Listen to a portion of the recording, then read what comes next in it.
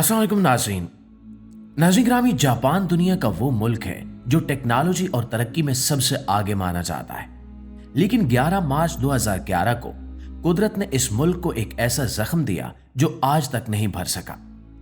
उस दिन तारीख का सबसे खौफनाक जलजला और उसके बाद आने वाले सुनामी ने जापान के साहिली इलाकों को मलबे के ढेर में बदल दिया।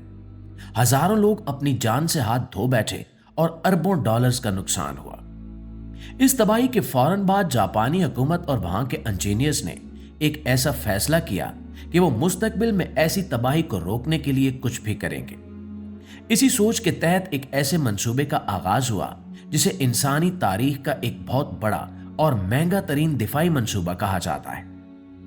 जापान ने फैसला किया कि वो अपने साहिलों पर, खास तौर पर तुहोको के इलाके में, कंक्रीट की एक बहुत बड़ी दीवार तामीर करेगा। एक ऐसी दीवार जो समंदर और शहर के दरमियान खड़ी होगी और आने वाले किसी भी सुनामी को रोकेगी। यह कोई मामूली दीवार नहीं थी, बल्कि इसकी लंबाई तकरीबन 400 किलोमीटर तक फैलाई जानी थी और इसकी ऊंचाई कई जगहों पर 5 मंजिला इमारत के बराबर रखी गई। इस मंसूबे का मकसद बिल्कुल साफ और सीधा था कि लोगों की जानें बचाई जाए। हुकूमत का कहना था कि अगर दोबारा इतना बड़ा सुनामी आया तो यह दीवार पानी की लहरों को रोक लेगी या कम से कम इनकी रफ्तार इतनी धीमी कर देगी कि लोगों को भागने और जान बचाने का वक्त मिल जाएगा। काम शुरू हुआ और साहिल के किनारे कंक्रीट के पहाड़ खड़े किए जाने लगे। इस प्रोजेक्ट की लागत तकरीबन 12 अरब डॉलर से भी ज्यादा थी, जो कि पाकिस्तानी रुपयों में खरबों बनते हैं। इंजीनियर्स ने दिन रात काम किया और देखते ही देखते जापान के खूबसूरत साहिल, जहां कभी रेत और खुला समंदर नजर आता था, वहां सुरमई रंग की ऊंची और खौफनाक दीवारें खड़ी हो गई। बज़ाहिर यह मंसूबा एक बेहतरीन हल लग रहा था, क्योंकि जापान के पास वसाइल की कमी नहीं थी और वो अपनी आवाम को हर कीमत पर महफूज रखना चाहता था। लेकिन जैसे जैसे ये दीवार बनती गई और जब ये मुकम्मल हुई तो इसके नतायज वो नहीं निकले जिनकी तवक्को की जा रही थी। दुनिया को लगा था कि अब जापान महफूज है, मगर हकीकत कुछ और निकली। सबसे पहला और गैर मुतवक्के नतीजा वहां के मकामी लोगों के रद्द अमल की सूरत में सामने आया। जिन लोगों की जान बचाने के लिए यह दीवार बनाई गई थी, उनमें से बहुत लोग इसके सख्त खिलाफ हो गए। उनका कहना था कि इस दीवार ने इन्हें जेल में कैद कर दिया है। जापान के साहिली इलाकों के लोग सदियों से समंदर के साथ जुड़े हुए थे। इनका रोजगार, इनकी खुराक और इनकी सकाफत सब कुछ समंदर पर मुनहसिर था।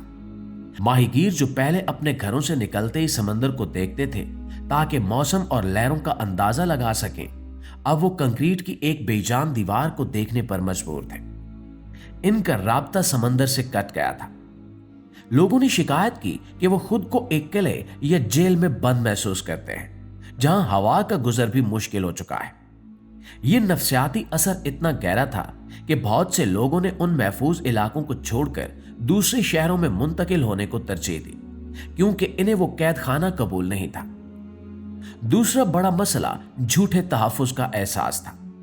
यह एक बहुत खतरनाक नफ्सियाती पहलू है जिस पर पहले किसी ने गौर नहीं किया। जब आपके सामने एक 40 फुट ऊंची दीवार हो तो आपके जहन में यह बात बैठ जाती है कि अब आप मुकम्मल महफूज हैं और कोई भी तूफान आपका कुछ नहीं बिगाड़ सकता। माहिरीन ने जब इस सूरत हाल का जायजा लिया तो इन्हें पता चला कि यह दीवार लोगों को सुस्त और लापरवाह बना रही है। सुनामी के वक्त सबसे आम चीज भागना और ऊंची जगह पर जाना होता है, लेकिन अगर लोग दीवार पर भरोसा करके अपने घरों में बैठे रहेंगे तो वो मारे जाएंगे, क्योंकि कुदरत की ताकत के आगे कोई भी दीवार हमेशा के लिए नहीं टिक सकती। अगर सुनामी की लहर दीवार की ऊंचाई से ज्यादा आ गई, जैसा कि माजी में हो चुका है, तो दीवार के पीछे मौजूद लोग जो खुद को महफूज समझ रहे होंगे, इन्हें संभलने का मौका भी नहीं मिलेगा। यह वो नतीजा था जिसने जापानी हुकूमत को भी सोचने पर मजबूर कर दिया। नाज़रीन, इसके बाद माहौलियाती नुकसान का मामला सामने आया जो कि इंतहाई हैरानकुन था। जापान के साहिल अपनी खूबसूरती के लिए मशहूर थे। वहां सयाह आते थे और कुदरती माहौल का एक तवाजुन कायम था। लेकिन 400 किलोमीटर लंबी दीवार ने इस पूरे इकोसिस्टम को तबाह करके रख दिया। साहिल पर मौजूद रेत खत्म होने लगी, समुद्री जानवरों और पौधों की कई अकसाम मुतासिर हुई और पानी का कुदरती बहाव रुक गया। वो इलाके जो कभी सयाहत की वजह से आबाद थे, अब वो वीरान नजर आने लगे, क्योंकि कोई भी सयाह समंदर देखने के लिए कंक्रीट की दीवार के पास नहीं जाना चाहता था। मकामी कारोबार तबाह हो गए और मईशत को वो धचका लगा जिसका अंदाजा तामीर से पहले नहीं लगाया गया था। यह दीवार सिर्फ पानी को नहीं रोक रही थी, बल्कि इसने हवा का रास्ता भी रोक दिया था, जिससे करीबी शहरों के दर्जा हरारत में तब्दीली नोट की गई और लोगों का रहन सहन भी मुतासिर हुआ। एक और अहम बात जो इस मंसूबे के नताइज में सामने आई वो ये थी कि इंजीनियरिंग कभी भी कुदरत का मुकम्मल मुकाबला नहीं कर सकती। जापान में एक कस्बा है जिसका नाम तारू है। वहां भी माजी में ऐसी बड़ी दीवारें बनाई गई थी जिन्हें ग्रेट वॉल ऑफ तारू कहा जाता था।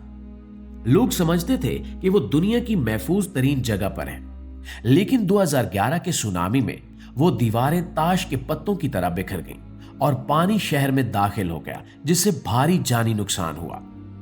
इस नए 400 किलोमीटर के मंसूबे के बाद भी माहिरीन ने यही वार्निंग दी कि अगर जलजला बहुत शदीद हुआ तो हो सकता है कि ये दीवारें खुद गिर जाएं और इनका मलबा पानी के साथ बहकर शहरों में मजीद तबाही फैलाए। यानी जो चीज हिफाजत के लिए बनाई गई वो खुद एक हथियार बन सकती है। ये वो हकीकत थी जिसे मानना बहुत मुश्किल था, लेकिन नजरअंदाज भी नहीं किया जा सकता था। दोस्तों, जापान के इस तजुर्बे ने दुनिया को एक बहुत बड़ा सबक दिया।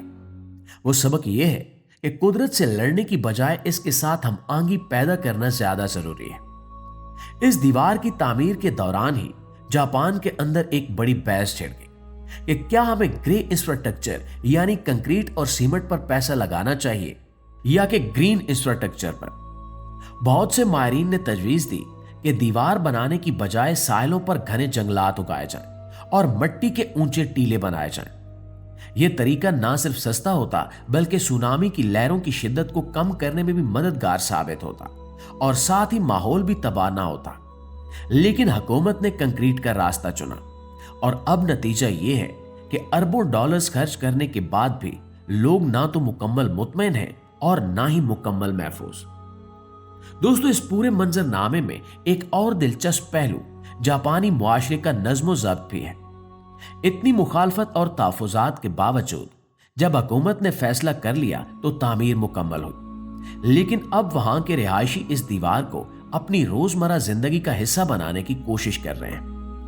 कुछ जगहों पर दीवारों में छोटी खिड़कियां बनाई गई हैं ताकि लोग समंदर को देख सकें, लेकिन ये खिड़कियां मोटे शीशों से बंद हैं और वो खुलापन अब कभी वापस नहीं आ सकता। नौजवान नस्ल जो अब इन दीवारों के साए में बड़ी हो रही है, इनके लिए समंदर एक दुश्मन या खतरा बन गया है जो दीवार के उस पार मौजूद है, जबकि पुरानी नस्ल के लिए समंदर एक दोस्त और रिज़्क का जरिया था। ये नस्लों के दरमियान सोच का फर्क भी इसी दीवार का एक नतीजा है। आज जब हम इस 400 किलोमीटर लंबी दीवार को देखते हैं तो ये इंसानी अज़्म और टेक्नोलॉजी का एक शाहकार जरूर लगती है, लेकिन साथ ही ये इंसान की बेबसी का मुंह बोलता सबूत है। ये बताती है कि हम चाहे कितनी भी तरक्की कर लें, हम समंदर को कैद नहीं कर सकते। जापान का ये तजुर्बा अब बाकी दुनिया के लिए एक स्टडी केस बन चुका है। वो ममालिक जो मौसमियाती तब्दीलियों और समुद्री तूफानों के खतरे से दो चार हैं, वो जापान की इस दीवार को देखकर फैसला कर रहे हैं कि इन्हें क्या करना है और क्या नहीं। ये दीवार दुनिया को ये सिखा रही है कि हिफाजत का मतलब सिर्फ कंक्रीट की रुकावटें खड़ी करना नहीं है, बल्कि हिफाजत का मतलब शऊर, बरवक्त इनखला का निजाम और कुदरत का एहतराम है। नाज़रीन, आखिर में यह समझना भी जरूरी है कि जापान ने यह दीवार किसी बुरे मकसद के लिए नहीं बनाई थी।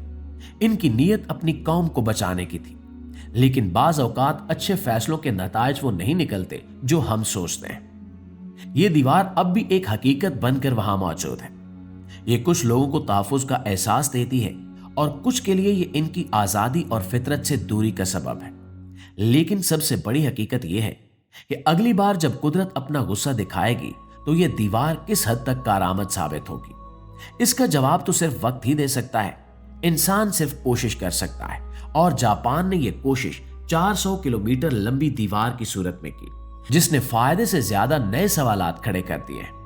और यह कहानी सिर्फ जापान की नहीं बल्कि इंसान और फितरत के दरमियान कभी न खत्म होने वाली कश्मकश की कहानी है। और इस कहानी के बारे में आप दोस्तों की राय क्या कहती है, कमेंट में हमारे साथ शेयर जरूर कीजिएगा। वीडियो अच्छी लगे तो लाइक और शेयर करके हमारी हौसला अफजाई भी जरूर कीजिएगा। इंशाल्लाह आपकी खिदमत में हाजिर होते हैं एक नई वीडियो के साथ। तब तक अपना ढेर सारा ख्याल रखिए। अल्लाह निगहबान।